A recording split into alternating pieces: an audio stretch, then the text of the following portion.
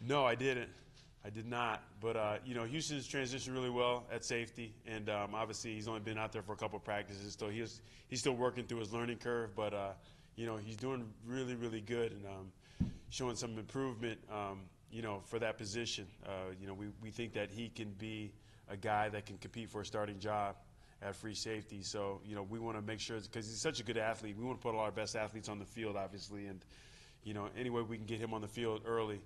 And we feel like, moving him to the free safety spot will do that. What have been your goals with the cornerbacks this spring? I mean, I'm sure you want to come out of the spring with, okay, this is first team, second team. But right. In general, what's been your goals with them? For us, obviously our ability to tackle on the perimeter with, authority, our understanding of route combinations and where our help is and how to play to it. And then always just really trying to finish in a dominant position in all the drills, the 7-on-7 drills, the half-line drills, the one-on-one drills, the team drills, in the dominant position, even when the guy that you're covering is not getting the ball. And that's what I'm really trying to stress to them, because as young players, they tend to relax a little bit in their development while they play if the guy's not getting the ball. And so I'm trying to have them work through that and have them understand that, if you always finish in the dominant position, even when your guy doesn't get the ball, the game will slow down for you and you'll make so many more plays on Saturday. We're really working towards, and, I love our group's effort. We always tend to see, I guess, mainly the good things that Julian Love does, which he did a lot last year. But when you're coaching him, what are your points of emphasis to get him to the next level? For Julian, I think his key to success and his key to his development and getting to the next level is going to be focus and attention to detail. Sometimes when he gets out there, he can go into autopilot mode every now and then. He'll make a big play, and then he'll come back, and he might go in a little bit of an autopilot mode where he'll relax a little bit and not really push himself past his comfort level. And so just to continually just to stay on him about his focus, his intentions, the attention to detail, and his pre-snap readiness are going to be the keys to getting him to the next level. Coach, Sean Crawford had the two serious leg injuries back last year and was able to contribute. In terms of his speed, I mean, did he ever get that completely back, his pre-surgery speed? Yes. And okay. Yeah. When was that? He's fine. He's been 100% probably since the middle of the season. And, Sean is a really interesting case study because, when he came in as a true freshman, he was going to start as a nickel. And outstanding player, obviously he got hurt with the ACL, comes back, has a huge game against Texas, has an interception, has a field goal block return for a score, has another really big play against Nevada, and then ends up, hurting his Achilles on a fluke injury while he was celebrating. And, he's such a strong athlete, and he's such a great competitor that he's the type of player where, in our room, I'm always trying to get our guys to go, and, push and strain. He's the guy I have to pull back because, he's the type of player, if you take him out, if you turn your back, you look back in the game, back onto the field, he's back out there playing because he's such a great competitor. He always sneaks back onto the field, and that's why you love him. But, just knowing what I know about him, it's my responsibility to make sure that we temper his reps just to make sure that he can get through the entire season, completely healthy. And I think that, going through last year and being completely healthy, he has that confidence back where he wants to go all the time. But now he understands, like, when I take him out of the drill or when I pull him back and I start tempering his reps, that he understands that it's for his benefit. Can he impact the game as much as an outside guy as he could as an inside guy? Yeah, I think so. In what ways? Where do you see his strengths as an outside guy? On the perimeter, Sean is really, really good at reading route combinations and understanding offensive schemes and where they want to go with the ball. Also, his ability to communicate when offenses adjust and they motion and we have to transition in from one defense to another, or we have to transition from one technique to another. He's really good at communicating that, and so he's one of our smartest defenders on the field, so you love him that way.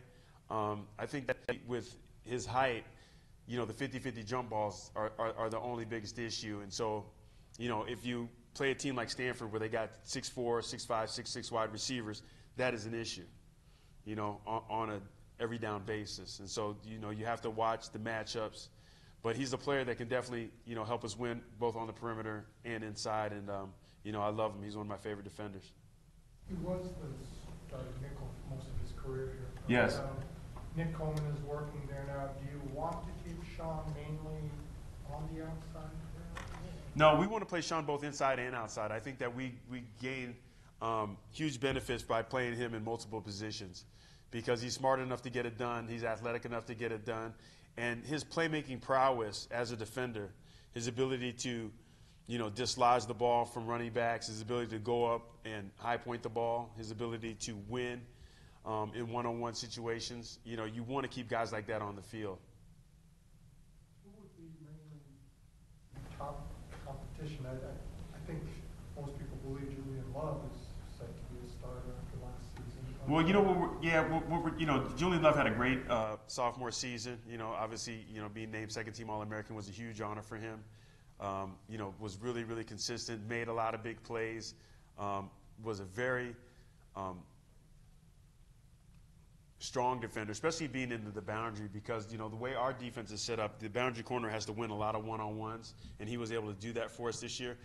I think the one thing that Clark Lee has done that I really like is that, we've really upped our competition at each and every position. So what we have is like a top 10%. And, if you make a lot of plays in practice and if you're very productive and if you grade really high and you get, bumped into the top 10% of the entire defensive unit, we like to reward guys. So Nick Watkins a couple of, practices ago was named in our top 10%. So I rewarded him by letting him start into the boundary. Sean has been in the top 10% a couple of times. Troy Pride has been in the top 10% a couple of times. And all the guys are really, really coming on. Dante Vaughn is having an outstanding spring.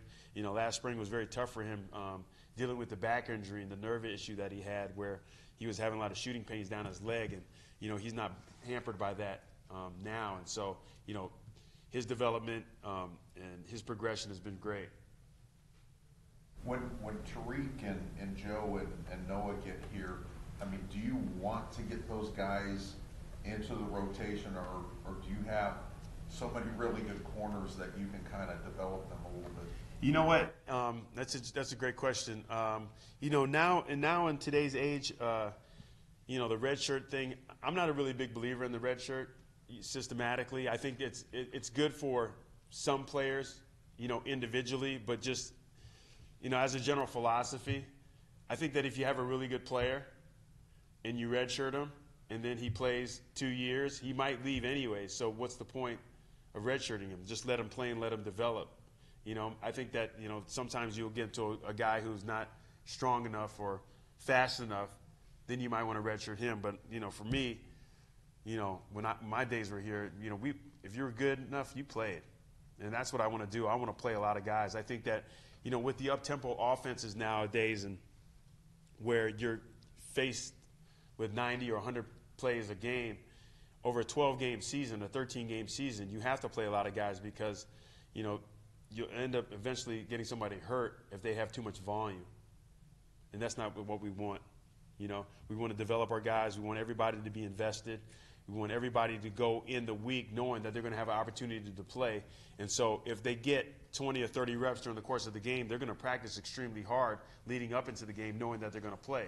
If you have a young player who knows he's not going to play, well, he's not going to practice that hard. And, that's just human nature. And then that stunts his development. So, we're in the business of developing our young guys, academically and athletically. And, we want to push them and get them on the field so we can all have success. You ended up with a really strong freshman group coming in, but as you were trying to put that group together, was it difficult selling at the time? Julian was a sophomore, Dante was a sophomore, you had all these good sophomores. Right. And nobody was leaving. Yeah, well, the one selling point was we didn't bring in any freshmen. There was no freshmen in front of them. So I was trying to explain to them that, when you come in as a freshman, there's going to be no sophomore corners in front of you. Obviously there are going to be some juniors in front of you, but you're going to have a big gap there. And, obviously that's because we lost two really talented players to different schools at the last minute. And so, that was part of my learning curve going through the recruiting process and didn't want to make that mistake again. So we loaded up. And then, I approached recruiting completely differently. because young guys do change their minds. I mean, they might be committed in August, but November, December, things change, and so that was a learning process for me, and so we addressed that, we got that fixed, and I'm really, really excited about our young group. Tariq brings a lot of speed and a lot of playmaking ability. Joe Wilkins is going to be an outstanding player for us. He just texted me the other day. He told me not to forget about him. He's like, I'm going to be a big surprise, coach. Just you wait and see. So I was very excited about that text. Every time I talk to DJ, he's always working out. Always. DJ, what are you doing? I'm going to see my trainer. DJ, what are you doing? Oh, I just got back from my trainer. DJ, what are you doing? I'm lifting weights. I mean, so he's a worker. So I know his work ethic is outstanding, and he's going to fit right in with our group. Noah is just a very unique talent, just a really, really good ball skills, outstanding playmaker, outstanding competitor. Can't wait to get him in this environment. He went to that offensive defensive camp down in Louisiana and was named the top DB. And, there were some outstanding wide receivers down there, a lot of good quarterbacks, really, really outstanding talent. And, he excelled in that environment. And I know once he gets here, it's going to be the same thing for him. So I'm very excited to get the young players here and get them going. And, no, if it was up to me, I'd get to play them all. When your season ended last year against LSU, I think Troy Pride was on the field for you. Yes. During LSU's last drive. We talked to Coach Kelly about him the other day, and obviously speed and athleticism doesn't limit him. Right. But he mentioned something about, him not necessarily always knowing what coverage to be in. I think he mentioned the Stanford game in the red zone. Is that what has kept him back from just? Yeah, I think Troy's, biggest, hang up has been his consistency, moving in and out of defenses and knowing what type of technique he needs to play when we do change and when we do adjust. Like you talked about, he's the fastest DB we got. His football intelligence is getting better each and every day. He wants to be great. He's very coachable. I think that also emotionally he's matured a lot, going into this spring, and so we really like his development. And as far as these 8 practices go, Sean Crawford and Troy Pride have been our most consistent corners in our group, and so, really, really happy. It doesn't surprise me with Sean, but very glad to see, Troy take a step up in his consistency and his development. Is Nick Watkins, health-wise, has he been fine this spring, or is that? Yeah, no, Nick has been good. Actually, today his back was a little bit tight. It's funny because the guys call him old man, and it's funny to hear the kids say that. Old. I'm just thinking, oh my gosh, I'm 49. I'm really old. But but he's doing a great job because he's one of the only corners that goes back and forth from the field to the boundary. And that's how valuable he is. And I move him back and forth and let him, get a lot of reps. And, what I want our guys to understand is even though only 2 guys could come out on the field if we're in base, or if 3 if they were in nickel, I want them all to see themselves as starters.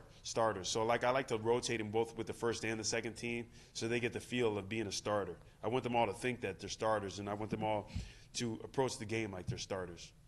You mentioned Dante Vaughn. Where has he, now that he's healthier, or where has he progressed?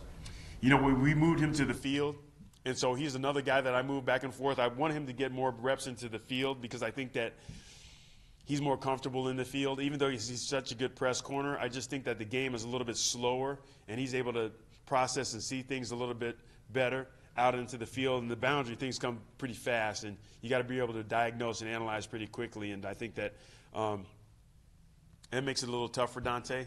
But if you move him out to the field, I think it's more comfortable for him out there. Just for clarity's sake, who's at field, who's at boundary? Right now, Julian, Love, Nick Watkins are in the boundary. Then we have Sean Crawford, Troy Pride, and Dante Vaughn to the field.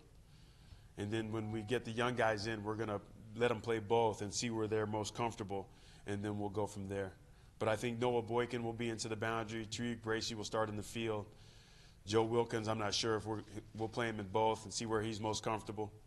And then DJ will start into the boundary. Yep.